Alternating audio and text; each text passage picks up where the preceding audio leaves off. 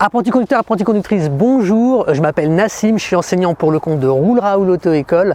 Aujourd'hui, on va apprendre ensemble à effectuer des croisements difficiles, c'est la compétence 3. Et à la fin de cette vidéo, tu te rapprocheras un peu plus de ton permis de conduire.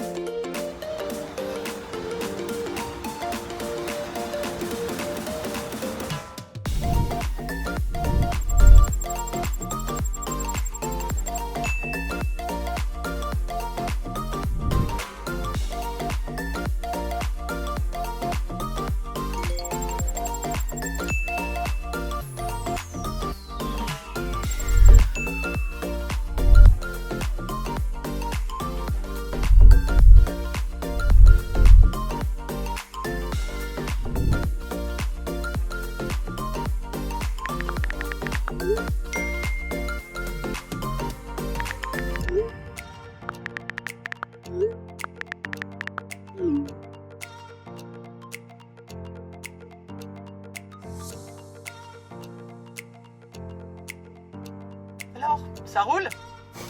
Ça roule. Avant qu'on démarre, souviens-toi que tu trouveras la fiche de compétences de cette procédure directement depuis ton tableau de bord si tu es inscrit chez Roule Raoul. Et si tu veux en savoir plus sur nous, le lien vers notre site internet est dans la description de cette vidéo. Alors, comment ça marche? Tout d'abord, un petit rappel du code de la route, ça fait toujours du bien. Il y a certaines règles à respecter dans les phases de croisement avec les autres usagers. Nous allons prendre deux cas de figure. Les croisements difficiles sur du plat, sur un terrain plat, et ensuite les croisements difficiles avec une forte déclivité, une pente quoi. Pour le plat donc, voici les règles. Celui qui rencontre l'obstacle cède le passage. Si pas d'obstacle, mais simplement un rétrécissement de la chaussée, c'est le plus encombrant qui facilite le passage. Sauf en agglomération, s'il s'agit d'un véhicule de transport en commun ou d'un véhicule d'intervention d'urgence, utilisant ses avertisseurs sonores. En cas de forte déclivité maintenant, quelle que soit sa catégorie, le véhicule qui descend doit s'arrêter pour faciliter le passage au véhicule qui monte. En cas de croisement impossible, c'est toujours le véhicule le plus maniable qui doit manœuvrer. Grâce aux exemples qui suivent, tu vas mieux comprendre. Une voiture sans attelage versus une voiture avec attelage, c'est la voiture sans attelage qui manœuvre pour faciliter le passage. Une voiture versus un camion ou un bus, c'est la voiture qui manœuvre pour faciliter le passage. Un camion versus un autobus, c'est le camion qui manœuvre pour faciliter le passage. Quoi qu'il en soit, n'oublie jamais de ralentir lorsque tu croises l'autre véhicule, car il est souvent bien difficile d'estimer son gabarit dans le cas d'un camion, d'un bus ou d'une grosse berline par exemple. Mon rappel du code de la route est fait, désormais nous allons étudier la procédure. Pour les deux cas de figure suivants, cas A, les obstacles sont sur ta voie de circulation. Cas B, les obstacles sont sur l'autre voie de circulation. Cas A. En point numéro 1, je vais rechercher les différents îlots. Pourquoi? Parce qu'il est difficile d'estimer la longueur de l'îlot. Cela prend du temps. Il faut donc l'anticiper. En numéro 2, si jamais je vois un usager en approche en face, je vais évaluer sa vitesse d'approche. Cela me permettra de savoir si je dois me ranger immédiatement ou si je peux encore avancer avant d'entrer dans le prochain îlot. Point numéro 3, je vais donc choisir un îlot. En numéro 4, je vais me ranger suffisamment à droite pour ne pas gêner. Mon meilleur conseil ici, c'est que tu agisses comme si tu manœuvrais pour stationner. Du coup, tu dois te rappeler que dans une manœuvre, l'arrière du véhicule suit l'avant. Il n'a pas de roue directrice. Qu'est-ce que cela veut dire? Regarde plutôt. Ici, tu vois, lorsque tu braques les roues à droite pour entrer dans l'îlot, l'arrière est encore sur la route. Tu dois donc braquer le volant cette fois à gauche pour que l'arrière entre aussi dans l'îlot. Et c'est contre-intuitif car l'usager en face n'est pas encore passé. Du coup, c'est comme si l'avant de ta voiture repartait sur la route. Mais c'est exactement ce qu'il faut faire. Et attention à bien maîtriser ton allure. Si tu vas trop vite, tu vas paniquer et te planter. Et bien entendu, en point numéro 5, tu vas contrôler et signaler avant de quitter l'îlot. Et oui, car un motocycliste ou un cycliste peuvent très bien se faufiler. De plus, dans l'îlot, tu es considéré comme en stationnement au regard du code de la route. Tu n'as donc pas la priorité si un autre usager s'est engagé avant toi. Attention. Deuxième cas de figure, désormais, tu es l'usager en B. Les obstacles sont donc sur l'autre voie. Tu as donc la priorité de passage. Cependant, tu as des règles à respecter pour éviter une incompréhension ou pire, un accrochage avec l'autre usager venant en face. En point numéro 1, tu vas rechercher des îlots. Parce que, et c'est le point numéro 2, tu dois t'assurer que l'usager en face dispose d'au moins un îlot. Sinon, tu le laisses terminer sa progression. Bah oui, s'il n'a nulle part où se garer, comment veux-tu passer ? En point numéro 3, tu dois conserver une vitesse uniforme. Ça veut dire que tu ne dois pas accélérer ni freiner. Et oui, car souviens-toi que le véhicule en face doit évaluer ta vitesse d'approche. Cela lui permettra de savoir s'il doit se ranger immédiatement ou s'il peut encore avancer avant d'entrer dans le prochain îlot.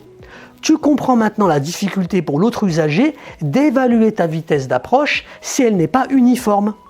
Et enfin, en point numéro 4, tu dois ralentir au croisement des carrosseries car quelquefois il est difficile de bien cerner le gabarit de l'usager en face. Voilà, maintenant je t'emmène sur la route et je te montre tout cela. Ok les apprentis, je m'engage. Donc là, je vois que j'ai d'abord une intersection avec une priorité à droite, attention. Ensuite, je ne suis pas prioritaire, j'ai un véhicule en approche devant moi, il s'est arrêté, un stop. Sauf que ce que je vais faire, c'est que je ne vais pas rouler jusqu'au top, je ne suis pas prioritaire les amis. Souvenez-vous, on va respecter le code. Je vais donc me ranger parce que là j'ai un îlot qui est suffisamment grand. Je vais faire attention à ce que l'arrière de ma voiture dégage bien la voie de circulation en tournant les roues légèrement à gauche et en maîtrisant mon allure. Voilà, maintenant le véhicule est passé, plus personne devant, rétro, angle mort. Et je m'engage. Et attention à nouveau, rétro angle mort, je signale à droite, je maîtrise la vitesse et je viens me positionner sur la ligne de stop. Attention, ne vous faites pas piéger, c'est un double sens de circulation. Allez, on va le refaire à nouveau. Un véhicule qui est en approche, mais là il y a un îlot. Donc je vais pouvoir avancer légèrement, m'arrêter ici. Voilà, le véhicule dégage la voie, je peux maintenant m'engager et je vais aller doucement au croisement des carrosseries. Je vais bien vérifier avec les rétros, tout va bien. Le monsieur il sourit, il a vu ma GoPro. Voilà, et je m'engage. Vous voyez les amis, je continue à maintenir une vitesse constante. Super. Allez, génial. Maintenant, je vous la fais en boîte manuelle cette fois. C'est parti. Ok les apprentis, donc c'est parti. Je vais m'engager. Hop, j'ai un premier véhicule qui arrive au fond. Il va au stop, mais finalement il tourne, donc c'est très bien comme ça. Ce que je vais faire, c'est que je vais prendre à droite. Attendez, je vérifie si ça filme, c'est le cas. Je vais prendre à droite, je vais faire le tour et on va le faire ensemble. Donc là, je suis en boîte manuelle. Voilà, donc les obstacles ne sont pas dans mon sens. Potentiellement, là j'ai la priorité. Si un véhicule qui arrive en face, il devra lui trouver les îlots pour pouvoir se ranger. Bien entendu, je maîtrise l'allure. Souvenez-vous les amis, ici c'est une zone pavillonnaire. 30 km/h pour moi c'est largement suffisant. Attendez, je vais vous afficher la vitesse. Ça va être mieux du coup. Hop. Oh bah non, il veut pas. Ah bah je suis bête, la vitesse elle est là. Qu'est-ce qui m'arrive? La vitesse elle est pas en numérique, elle est au niveau des aiguilles. Je vais y arriver. Très bien, je tourne. Donc vous avez vu, je suis vigilant là, hein. Je tourne à droite pour l'instant. Ensuite, je fais mes contrôles et ensuite je m'engage. Pourquoi? Parce que les obstacles sont dans mon sens ici. Anticipez. Si les obstacles sont dans votre sens au moment où vous tournez à une intersection, vous devez prendre ça en compte et vous ranger d'abord afin de pouvoir visualiser loin devant vous. Et ensuite, s'il n'y a personne, bah là c'est pareil, tu vois, j'essaye de me ranger à droite. Alors là, c'est moins évident parce que j'ai aucune visibilité. Donc tu vois, je penche la tête, je vais chercher l'information. Je vois qu'il n'y a aucun véhicule qui arrive, je contrôle quand même à gauche au cas où s'il n'y a pas un vélo ou une moto qui s'engouffre, ce n'est pas le cas. Je m'engage et je passe ma deuxième. Ici, les obstacles sont du coup, regardez, je mets mon clignotant gauche parce que les obstacles du coup, ils sont dans mon sens. Là, je roule sur le sens contraire, je ne roule pas dans le bon sens de circulation. Donc je cherche les îlots. Si jamais j'ai un véhicule en approche devant, je devrais choisir un îlot. Donc là, je peux aller jusqu'au prochain îlot là-bas. Et ensuite, je suis tranquille parce que je vais pouvoir me rabattre. Les obstacles ont dégagé. Voilà, donc je signale à droite, je fais mon contrôle. Alors j'ai pas beaucoup de batterie sur la caméra, je suis navré, je suis obligé de jeter un œil les amis, il me reste 0 barre. Je sais même pas si on va réussir à tourner la séquence avec la GoPro. Je marque l'arrêt en sécurité, il y a un stop, je mets ma première vitesse. Je contrôle à gauche, je prends bien mon temps. Et moi je vais tourner tout de suite à droite les amis. Voilà, donc j'y vais, j'ai un premier obstacle ici. Je vais éviter le véhicule, je vais signaler à gauche et je vais m'engager. Voilà. Ici je continue tout droit. Alors j'ai un autre véhicule là-bas qui arrive, mais j'ai l'impression que dans des priorités à droite, attention, je ne me fais pas piéger. Là j'ai un véhicule, ok, alors vous voyez, le véhicule a préféré s'arrêter, il aurait pu avancer jusqu'aux prochains îlots qui sont là, mais il a préféré s'arrêter avant de s'engager. Ok, très bien. Ah, il rouspète, il n'est pas content parce qu'il y a du monde derrière. Ok les amis, je vais reprendre cette fois-ci à gauche. J'observe bien au stop, personne en approche, contrôle l'angle mort. Ici, je vois qu'il n'y a pas de véhicule en approche et les obstacles ne sont pas sur ma... Enfin, les obstacles, pardon, sont sur ma voie, à nouveau. Je signale à gauche. Donc là, je suis en contresens, d'accord? Voilà, je continue à garder une vitesse raisonnable. Je vérifie la GoPro, on a toujours de la batterie, on est bon pour le moment. Je me rabats à nouveau à droite, attention, j'ai un véhicule en approche, pied sur le frein et l'embrayage, je ralentis. J'en profite les amis pour passer ma première. Je vais prendre à gauche ici, je passe ma première parce que là, il va falloir avancer doucement. On n'a aucune visibilité à gauche ni à droite.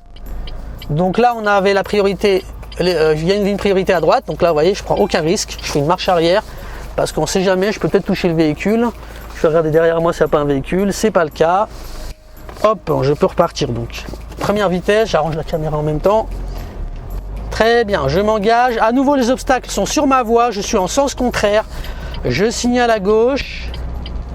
Là, je vais pouvoir passer ma troisième pour économiser un peu d'essence. La voie est plus large. On est toujours dans une zone pavillonnaire, c'est vrai, mais la voie est quand même un peu plus large. Donc, je vais pouvoir aller un petit peu plus vite. Là, je suis à 33-35 km/h. Donc là, ce que je vais faire, les amis, je vais tourner à gauche à l'intersection. Donc, je vais signaler à gauche. Ah, pardon, c'est déjà signalé. Je vais mettre ma première vitesse. Donc, j'ai pas eu le temps d'enclencher la deuxième. C'est pas grave, j'ai sauté une vitesse. Tant que j'ai la maîtrise du véhicule, tout va bien. Je signale à gauche et je m'engage. Bon, décidément, il n'y a pas de voiture en approche. Il n'y a pas d'autre voiture en approche en face. Ah, si, j'ai un véhicule qui arrive là. Donc, je vais avancer doucement. Je observe à nouveau la priorité à droite. Pas de véhicule en approche. Je peux donc m'engager. Hop. Allez, je vous le fais encore une dernière fois, les amis. J'aimerais bien qu'il y ait une voiture qui arrive en face sur cet endroit-là, parce que depuis tout à l'heure, on n'arrive pas à en voir. Attention, là, je marque l'arrêt. Le véhicule a signalé à gauche, mais par sécurité, je marque l'arrêt parce qu'il a ralenti au dernier moment. Donc, j'avais un doute sur ses intentions. Ok, je m'engage. Je vais rester en deuxième ici. Toujours de la batterie sur la caméra. Ok, c'est bon. Je continue. Je signale à droite ici. Je vais passer la première parce que, vous voyez ici, les obstacles sont dans mon sens. J'ai pas de visibilité, je jette un coup d'œil à gauche au cas où, mais je suis prioritaire s'il y a des véhicules qui arrivent par la gauche. En revanche, ici, je suis pas prioritaire parce que vous voyez, les obstacles sont dans mon sens. On est déjà passé par là tout à l'heure. Je signale à gauche parce que je roule pas dans le bon sens de circulation. Je continue ma progression. Et là, je vais continuer encore tout droit. Donc attention à la priorité à droite. D'ailleurs, la première fois que je suis passé là-bas tout à l'heure, je crois que je l'avais pas vu. Là, je vais évoluer doucement. On va prendre à droite à la prochaine intersection, juste devant le véhicule noir. Voilà, je ralentis. Donc là, je vais passer la première par sécurité. J'ai aucune visibilité à l'intersection. Je contrôle mon angle mort au cas où il y a un piéton qui arrive. Et là, à nouveau, comme tout à l'heure, vous voyez, je vais pencher la tête pour voir s'il n'y a pas un véhicule en approche. Alors, il y a un véhicule là-bas, mais il est en train de manœuvrer. Il ne vient pas vers moi, en fait. Je crois qu'il veut rentrer dans son parking privé. Je signale à nouveau à gauche. Les obstacles sont encore dans mon sens de circulation, pardon. Du coup, je me mets en contresens. Je n'ai pas le choix. Je signale à gauche pour m'en rappeler. Ah, là, j'ai un véhicule en approche. Je vais repérer, j'ai un îlot là, mais je peux continuer parce que le véhicule, il m'a piégé le véhicule. Vous avez vu, il a signalé d'abord à gauche, mais après, il a continué tout droit. Donc là, comme il voit que j'ai bientôt terminé ma course, je vais me rabattre et il va pouvoir ensuite s'engager. J'aurais pu arrêter dans un îlot avant, les amis, mais au début, le véhicule, quand il était à l'intersection là-bas, il avait mis clignotant gauche. Donc, j'ai continué ma course, naturellement. Ok, je signale à nouveau à droite. Je contrôle bien ici au niveau du stop. Je m'engage, je tiens bien mon point de patinage pour pas caler.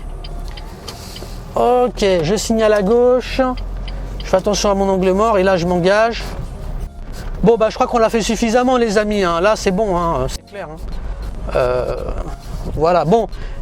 Je vais vous reprendre, donc on a terminé la procédure en boîte manuelle, on en a pas mal fait quand même.